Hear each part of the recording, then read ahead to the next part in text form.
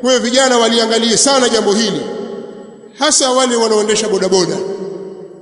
Siku kama hizi kunatokea maafa mengi sana kwa sababu ya watu wachache wasiojitambua.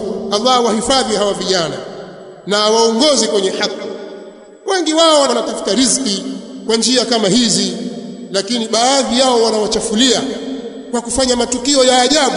Wewe wapita mahali pana watu wazima, watoto wadogo, kwa mwendo wa kasi kabisa, kiasi ambacho unahatarisha maisha ya watu. Mtu akikaa anafikiria nivuke nisivuke, je, kitokea bodaboda hapo si nitakufa mimi? Na kweli matukio haya yanatokea. Kwa mnawahatisha watu, sio wote, lakini muadhamu wa vijana, sehemu kubwa ya vijana wanaoendesha bodaboda bado hawajajitambua. Na mimi ndio kukuambia kitu kimoja, ikiwa waendesha pikipiki au gari au chombo chochote cha moto ukakipitisha baina ya watu kwa mwendo usiofaa ambao unahatarisha maisha ya watu, ukiua pale umeua kwa makusudi. Mahali pa kupita spidi 40 ukapita spidi 80 ukamgonga mtu akafa, umeua makusudi, na malipo yake nyinyi mwayajua, Qur'ani imeeleza.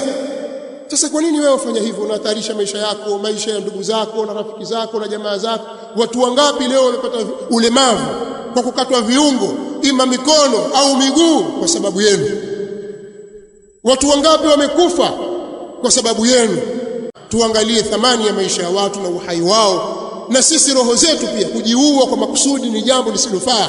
Hiyo skanka yako na bangi yako uliyovuta isikupelekee huko. Wewe ni Muislamu, kijana wa Kiislamu, wewe ni mwanadamu.